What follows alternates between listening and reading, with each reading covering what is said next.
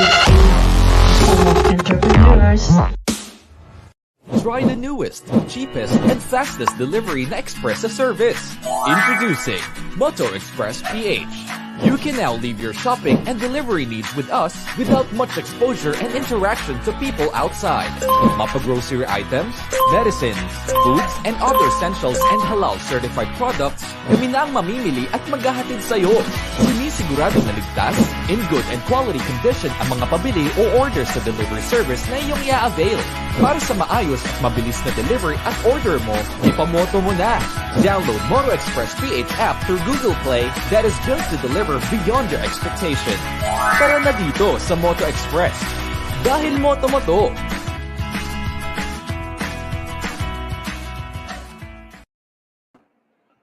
Well, magandang gabi po ulit sa inyong lahat. Linggo na naman po at ito pong edisyon ng Professor Jerry Yao's The Detention. Okay, so ngayong gabi, ano po bang professor itong palabas na to? Well, ang Professor Jerry Yao's Detention ay isang palabas na wherein ang binibida ko naman dito ay siyempre hindi na ako, yung aking mga former student o dating estudyante na ngayon ay naging very successful na po sa larangan ng negosyo po. This is to inspire both micro and small entrepreneurs and of course students, both entrepreneurs and students po to work hard and achieve their dreams. Okay? So, ngayong gabi po, meron po akong again, meron na naman babalik sa akin detention. Kaya ako po tinawag na detention to is I've been known in the industry as a terror professor, and dahil po dito ay tinuturing na ang klase ko po ay hindi klase kundi detention cell po.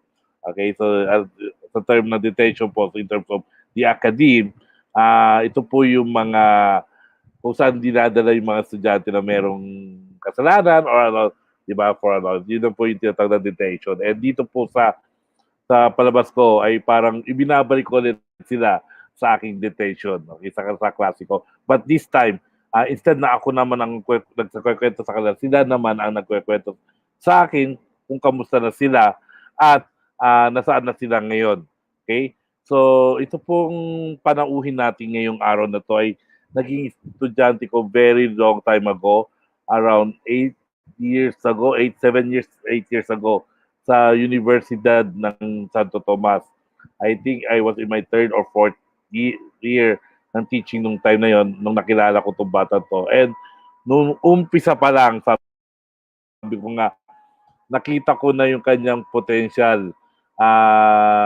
Tahimik lang siya sa klase ko, pero nakikita ko meron siyang potential in terms of leading a business. And ngayon po, hindi po ako nagkamali nung time na yon. Isa na ho siya isa sa mga leading na technical person sa industriya ng construction. Okay? So, pinapakilala ko po sa inyo ang dati ko po estudyante na bumabalik sa detention ko, Miss Alex Reyes. Alex? Hello, Alex. Okay. Siguro nagkaroon na kayo ng problema. So, hintayin lang ho natin si Alex. Well, ano ho masasabi ko kay Alex? Actually, kwento ko nga, nung umpisa pa lang, napansin ko siya, tahimik siya. At kung makikita nyo po sa UST ay ang kanilang section ay based on sa mga galing na estudyante. At madalas ako na bibigyan ng mga last few sections. Okay? Normally, panggabi ang mga yan. At ito po yung mga section na sabi nga nila ay not so well, but nandun yung pagiging bibo, but nandun din yung mga magugulong kaklase niya. Okay, but kakaiba to si Alex. But nung umpisa pa lang nakita ko siya, tahimik siya. But nararamdaman ko sa kanya na meron siya. Actually, sinama ko nga siya sa Philippine Marketing Association minsan dahil gusto ko siyang ma-inspire. Okay? So, baka nandiyan na po si Alex. Hello, Alex. That was really spotty. Ayun. Okay na po. Ayun, nagkataon, alam na, mga taga-subaybay po natin, alam naman po natin ang problema ng mga live streaming, ang nakakagaya nito. Okay, minsan na, okay. Hi Alex, how are you? Hello. I'm good. I'm Uh, good. okay, so Alex, how are you since graduation? I think hindi ko inabutan yung graduation nyo. Wala na ako sa Ah, UST nung time na graduate kayo. I I think so. remember, Oo. wala na ako sa UST. So, kamusta naman ang college mo? And, by the way, I would like to welcome you back, not in my class, but in my detention. It's nice to be back. Okay. Welcome back to my detention. So, this time sabi ko nga, kayo magkwento sa akin. So, how's college life? Di ba? Kasi hindi ko na nabutan na graduate kayo eh. Oo. Mhm. So, Yeah, college life, it was a roller coaster, honestly. Kasi medyo kakaiba yung mga experiences natin, especially pagdating sa third and fourth year when we had to do internships. I didn't just go for mhm. the usual na one internship lang. I believe I had like three internships in the span of 2 years. That is a, that is multiple, ano yan, di ba? You have to change company in every 20, I think 2 hours or 4 hours. Hindi Na, naman. I no, believe we had a required 300 hours. That's part of 300 hours. part of the grading system talaga. So the one that I had that was 300 hours was with Unilab. I worked with the Ah, consumer care group. So I was with the group that handles Nergen E. na Region E. Okay. Hmm. I have some friends dyan, si Edwin Mapanaw sa ano. And 300 hours before kasi mga mga taga-subaybay natin. Ang OJT po ay 300 hours. And Alex, actually to update you right now, it's already 600 hours. Sabi ko nga Oh, minsan, wow. grabe naman, 600 hours ko yung Grabe. 300 hours nga, hirap na hirap yung mga student. Eh ngayon 600 hours, hindi kayo pag natapos yung mga student, regular na sila sa company kasi it's more than 6 months na kagad, di ba? So, yun yung ano. So, 300 hours, so you undergo 3 companies. Dami ah. Normal, dalawa lang ah. Pinakamarami, but you Hindi. undergo. Yung required Mm, lang naman is yung isang internship sa Unilab. And then the two other internships ah, that I had were like for my own personal enrichment lang. personal. That's Yeah, going to be another one good. was with one of it was for a clothing company, Greater Good Clothing Company. And then the other one Mm, was for a website called P3. wow, yun. Uso ngayon yan, mga digital marketing. Hmm, Okay, so yes. after that, you graduated. I think I remember during that time na you're in my class na hindi ka naman yung kapart ng magulong classmate mo, di ba? You have crazy classmates na talagang in terms of ano, hindi naman crazy na magulo na gagagalit ako. Minsan nagagalit ako dahil magulo, but it's a fun group. They have a fun group talaga yung batch nila. And actually, yung isang mga kaklase, nagulat ako, working for a courier, tumawag siya sa akin, sabi niya, "Sir, you're very familiar." Tapos ako pa nakakilala sa kanya. Yun sa ano, and hindi ka masyadong ano noon, hindi ka yung magulo, you're just a silent type ka lang sa isang tabi. But ngayon I see you grow na medyo madaldal ka na ngayon. So, Medyo lang. so after college, what happened? So kwento ka naman. So what happened to you and where are you now? So you have the floor. Sabi ko nga sa iyo eh. Na dito sa Yes. detention, this new detention of mine, kayo ang bida. Okay? So what happened after college? After 3 OJT, Uh, di ba? That's good actually yeah, po. Sa mga honestly, nanonood. honestly, yung mga OJT, Mhm. I would say na super useful yung nakuha kong learnings from the experience. And I think it also teaches a lot of important uh, important facts for students. Parang it's an eye-opener, eh? Kasi you're so used to being coddled inside the classroom na parang Mm. everything is sort of easy, everything is sort of handed to you as long as magbasa ka. Pero pagdating sa real world, it's a totally different story kasi there's money on the line. So Mm. I guess the three internships helped me get through to the first job that I had, which was Groupon. So it was very different. The culture is very different. Um, From the very different from classroom. my first internships. Yes, and from the classroom. Kasi si Groupon naman, it's an e-commerce website that did Mm. group buying. So if you're familiar Oh, with like Metro Deal, Cash Cash Pinoy, Deal Grocer, Groupon was the original. yes. To the So new e-commerce platform. yes, yes. So, actually, yun The po yung culture was nag-spread very ng mga, different. Mm. yes. And thank you, Alex, for mentioning that it's a different world outside than in the classroom.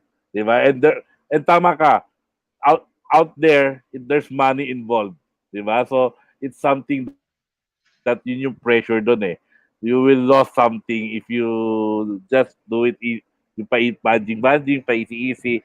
Diba? And I always tell Yes. that in class, diba? If you remember, until now, sinasabi ko na, uh, doing marketing plan inside the classroom is not the same thing doing a marketing plan outside the classroom.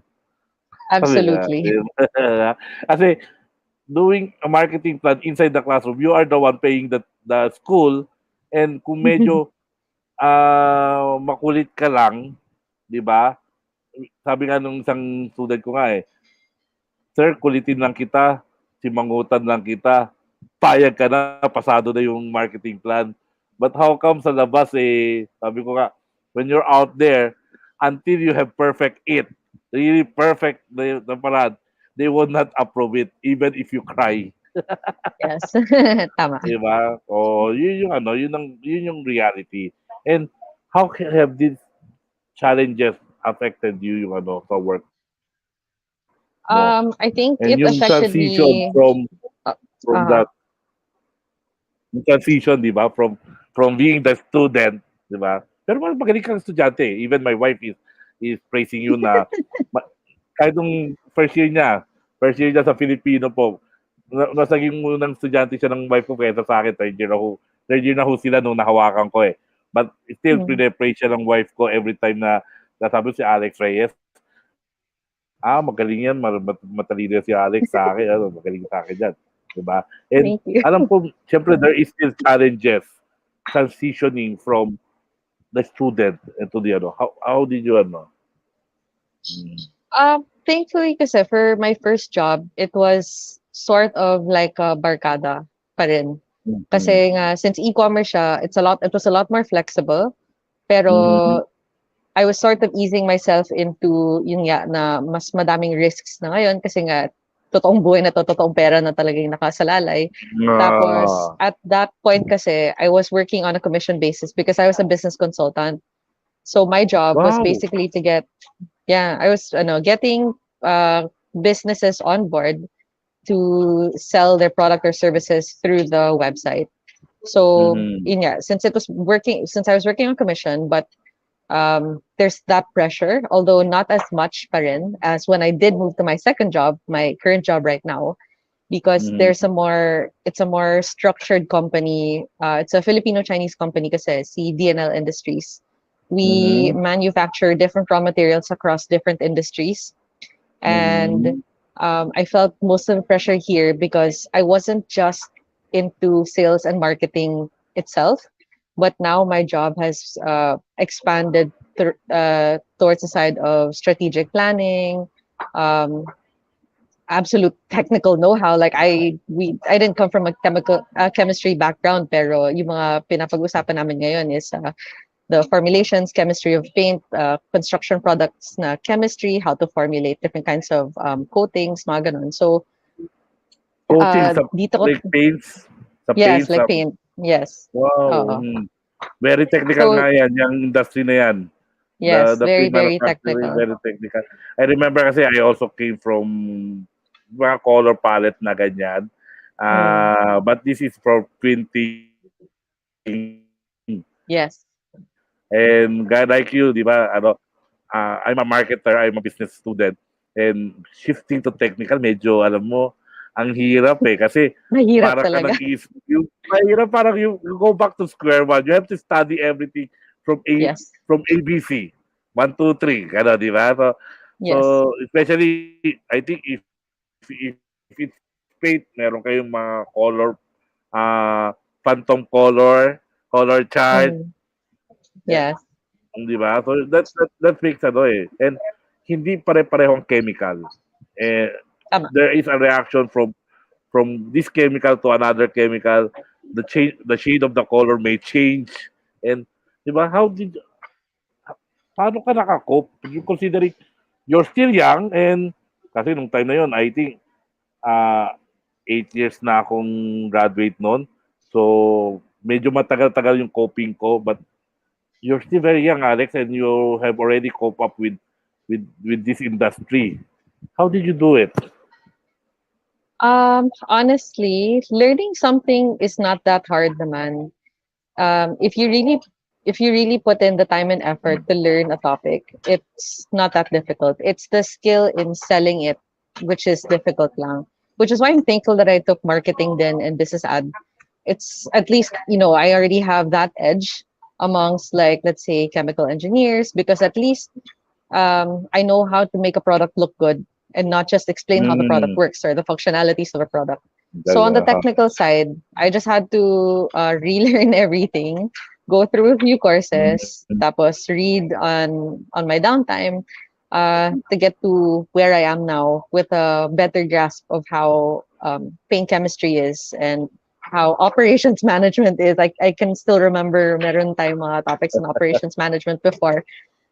Ngayon ko na nararamdaman na, okay, so this is useful. Before kasi Yun, parang like, I don't think I'm gonna handle anything that's related to these processes in the first place. ah, Pero yeah, yeah, parang ano lang, parang, oh, this subject is not useful. Okay. And ang hirap ng mm, operation management. There's a lot mahirap. of, Yeah. di ba? And there's a lot of computation. There is a lot of assumptions. Di ba? It's a combination of assumptions and computations and ano. Yeah. And ang mahirap doon is totoo, studying a new things, and you have to be very patient reading, 'di ba? Ako nga Yes. napasok din ako sa ah, yung energy drink. Doon ako talaga nahirapan. And then not the sa akin naman baliktad, it's not the selling part. It's the learning part. What does this chemical do to your body? What is taurine? What Yeah. is ganito? Diba? So what is caffeine? That is the, ano, the hard part in my part. It's not the selling, but it's the learning. Pag tinanong ka ng client na, what happened to this when you do this? Mm, Yeah, so it's like correct. going back to school. Oh. So currently, Yes. ano nang ginagawa mo ngayon? So you are now you're part of the planning team. So when we Yes. say planning team, you're part of the top management, I think, Yeah. di Yeah. ba? So, wow, how young are you again, Alex? I think you're less I'm 28. than 28, oh, di ba? Sabi ko, less than 30. And you are now part of the management team. So how kamusta si Alex as a part of the management team? Nakakapagod siya. Pero I guess the nice thing about working for a traditional company is that even if you're stressed out with work, it's not like you can easily take it home. So what Mm-hmm. I value at the company is how people take importance in personal time or time off. So total respect talaga, like when we're off the clock na, um you're not necessarily parang they don't necessarily expect you to respond agad. At least that's one way that I'm coping.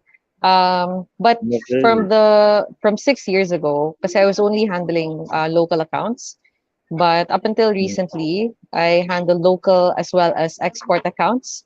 So we export to different countries such as Vietnam, Indonesia, Malaysia. But at the same time, aside from selling the products that we're selling right now, I'm also in charge of making it in the digital sphere. So we're slowly going into online or digital marketing for our different product groups. And right now I'm handling three product groups. So it's resins, colorants, as well as construction products. Yeah. Wow. You mentioned that you are a traditional company. How did you convince them to shift or to transform into digital? The Actually, transformation it's been stage. a Alam ko, Alex, mahirap eh. Alam ko, yan yung mahirap, mahirap na mahirap. part eh. Kasi most of our audience here are micro and small, which are very, very traditional. Uh, can you help me explain to them that uh, how important is it to transform their business into digital, especially nowadays during this pandemic? Yeah, actually, I've been trying to get the company to get into digital for probably 2 years now. Pero Mhm. the company had a sense of urgency, especially after ECQ started last year. So seeing Mhm. that very limited yung movement ng mga companies, and it's not like a lot of them could operate on a normal basis, uh, it was very important that the companies pivoted in a sense na meron na silang online presence. Nowadays, if you don't have a website, if you don't have a Facebook page, naka-question yung Right. capability mo as a company or your importance in society or whether you're legit or not. So, Correct, correct. oo. So, it's really important having a digital presence. In the sense na you're more seen and everything is more available. But at the second point is that it also makes the process for you to sell a lot easier, especially if you're an SME or if you're a small to medium enterprise that sells products. Kasi, for instance, kung wala tayong Shopee, imagine selling your products through Facebook, finding customers pa to look at your product or to look at your website. Sobrang hirap eh. But thankfully for Mm. platforms such as Shopee, Lazada, you already have an open audience. It's like an open market. You just have to put your products in the Yes. website and millions of people can already see that it's available and it can be delivered to the doorstep. So it makes doing business a lot easier for the smaller companies. It gives you the capability to take hold of your Mhm. destiny, as our director loves to say. Okay. So you also shift from local to global. And I believe shifting to Mm. digital really helps you go help you export the product. Okay. I've been telling our audience for the last few weeks about something about globalization. And sabi ko nga sa kanila, if we don't go global, global will come to us, whether you like it or not. Diba? So with the verge of technology, it's easy to sell something in the Philippines. And I always encourage our kababayan na negosyante here in order to protect ourselves, our industry or our economy is to also go out and di ba sabi nga natin we cannot just stay in our side na we just sell to our own territory. We have to sell to other territory, and because of this digital thing, it's already possible. And can you give us some tip uh, in terms of your how do you do exporting, di ba? In a perspective siguro ng micro, kasi I already encouraging our micro kababayan, micro business, small business, and medium na they have to take the risk of going abroad, doing export, Yes. di ba? We cannot survive by just buying things outside the country and import it in Yes. our country. We will end up like Singapore. They don't have product and they keep on buying. Kailangan mag-export din tayo. And sabi nga nila, hindi tayo lalabas, papasok sila. Diba? Can you give them some tips of how you guys do it, doing export and selling to other country? Siyempre, meron kang kalaban dito, hindi lang yung local na kalaban mo magbebenta rin sa abroad, but yung yung nasa abroad din na kalaban mo na nandun na sila. How do you deal with this competition? First of all, competition is always going to be there. What you do Mm. have to worry about is how you can differentiate your product so that people would pay attention. I Um, love that. so Differentiate your product. yeah, because it's not always about having the lowest price. It's giving the customers the capability to choose a better option. So Mm. parang it's all about the value proposition that you can offer to the market. Eh. Kasi, usually sa atin, kung ano yung pinakamura, yung bibilhin natin eh. Pero that's Yes, not yes, necessarily agree. always the case. Or sometimes kasi the price outcuts the quality of the product. So it depends on your total goal. Kasi kunyari, gusto ko yung produkto na to pero kailangan ko lang naman siya for 1 week. It doesn't matter if it's cheap. But if you're looking for a product that would last you a lot longer, then a lot of research has to go into that, into the product, into the Yes. usage, or into your objective. Mm. But for export naman, actually there are a lot of business matching business matching meetings that DTI holds for export businesses. So I think it would be Mm. a good first step so that you could familiarize yourselves in how the export market works. Mhm. So once you're more familiar about the export landscape, at least that's when you can sort of gauge how big of a playground you have in terms of creating a product or kung saang market nyo ba pwedeng i-offer yung product or what kind of product that you would want to offer in the first place. Mm. And actually, Philippines has a lot of good products if you think about it. Kasi Yes. European and countries in the US are looking for like natural or coconut-based products, which we have a lot of here in Philippines. Yeah. So there's a lot of And opportunity for growth talaga. no, tama Alex. Kasi the last 3 years I've been working with DTI and Go Negosyo. I can see we produce. Actually, we don't buy. We produce products. And that is our Mm. advantage eh. Diba? We don't just buy it and sell it to other country, but we are manufacturing country.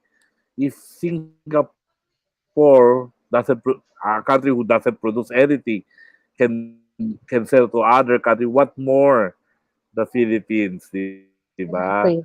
And I believe this will solve a lot of our problem economically. Yung export natin, we have to be more on export side rather than the importation side. And Yes. ano nga, sabi nga, di ba, in terms of our natural resources, we have a lot of natural resources to get. Sabi mo nga, di ba, coconut.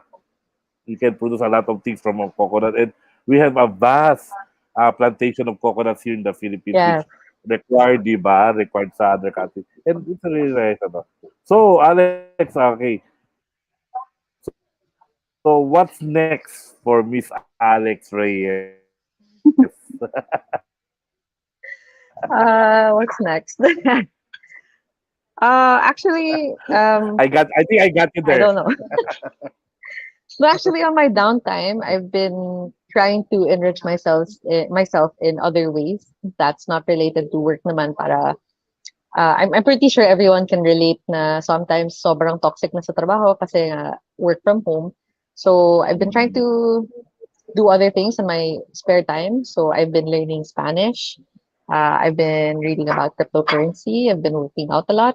Um, there are a lot of ways to learn. I've also been reading a lot more. Parang right now I'm reading a book on primal leadership. Mhm. So yeah. Again, sabi ko nga, hindi ako nagkamali na kinuha ko si Alex sa show na to kasi alam ko nga na she has been one of my best students so far sa ano. And I am very surprised na before you are not using those terminologies na like value No. proposition, di ba? So sabi ko, dati parang pumapasok ba sa kanila itong mga tinuturo ko? Pero ngayon, Pumasok yung naman. pumasok na ba, di ba? So, natatawa ko, you, you mentioned differentiation. We have to create differentiation for our product. Guys, lagi ko sinasabi sa mga training ng DTI yan, bakit ako bibili sa'yo? That's value proposition. Tama. Di ba? What can I get from you na hindi natin makukuha. And I believe, yun ang binahaging sikreto sa atin ni Alex. Di ba? When we're going out there, marami tayong kalaban. And siyempre, hindi po maswede sabihin na sa akin ka bumili nang wala kang dahilan. And you Yeah. have to create that value Pero proposition and your differentiation. Yes, Alex. yeah, so it's not exactly limited to differentiation on the product functionality. Pwede din sa like the way you handle your customers. I believe si Mm-hmm. Tony Shea of Zappos made customer service um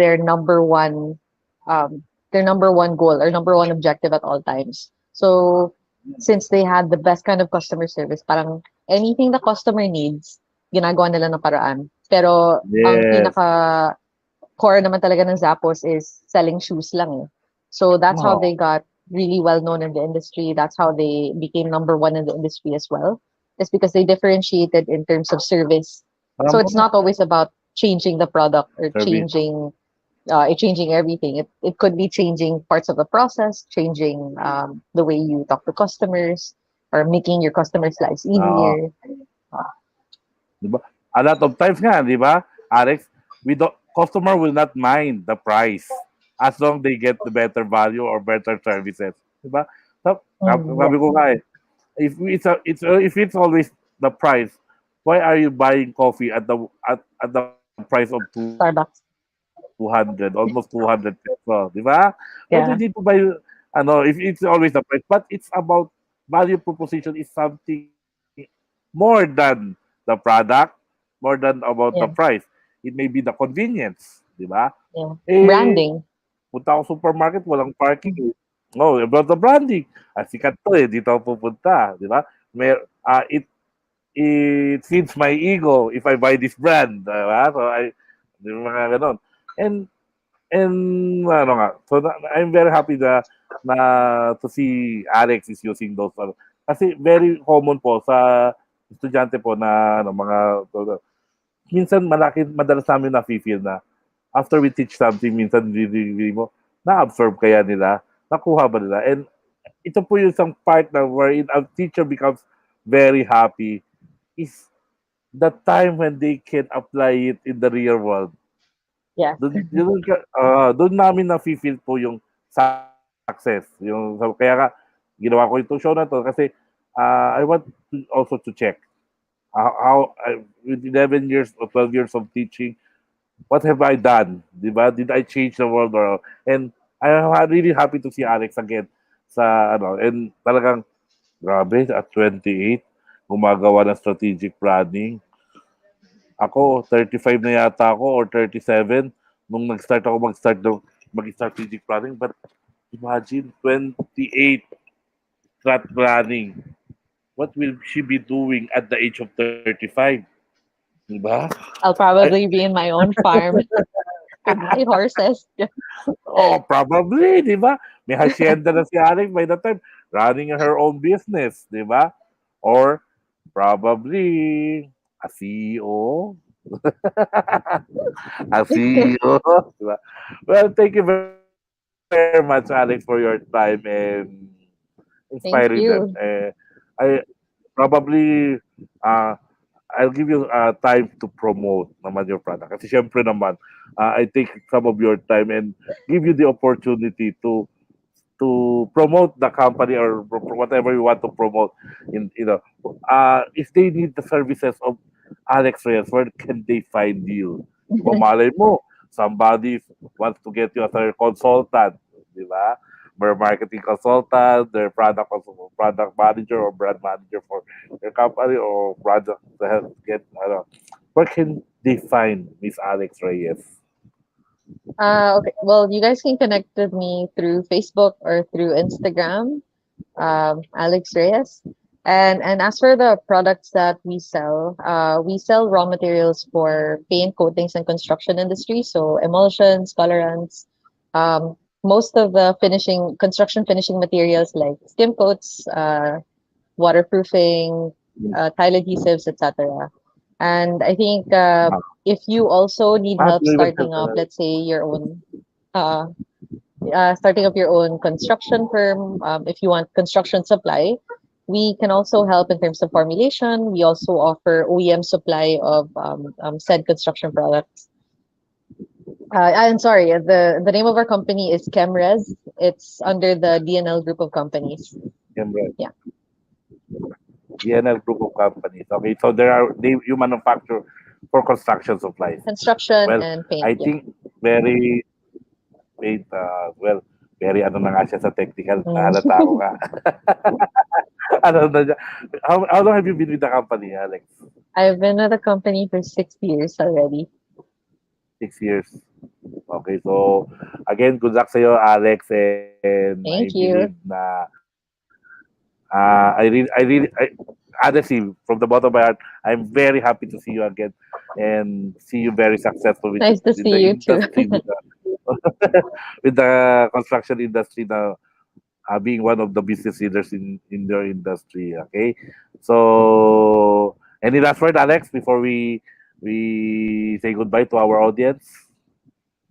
Um, well, stay Any curious inspirational and more message? importantly, stay safe. Yeah, totoo yun. Yun ang pinaka-importante. Stay safe. Okay, lalo na ECQ tayo. Okay. Again, thank you very much, Miss Alex Reyes. Thank And you. Thank uh, you. maraming salamat po sa mga nanonood sa atin. Mapapanood nyo po ang Professor Jerry House the Detention dito po sa GPTV, Facebook, sa GPTV, uh, GPTV YouTube at sa personal YouTube channel ko. Pag napanood nyo po to sa YouTube channel, subscribe and hit the notification button po para alam niyo kung kailan, ma-inform kayo kagad kung kailan kami mag-a-upload ng aming next na palabas. But definitely naman, itong pagpapaalam natin ay pansamantala lang po. Dahil magkikita, I'm very, very sure na magkikita pa ulit tayo sa susunod na ligo. Same time, 6 to 7 o'clock. 6 to 7 o'clock. Dito po sa GPTV. Okay? Sa isang na namang edisyon na Professor Jerry House, The Detention. Thank you very much, Alex, and thank you sa mga nanonood. Thank you. Thank you for having me. Bye. Bye.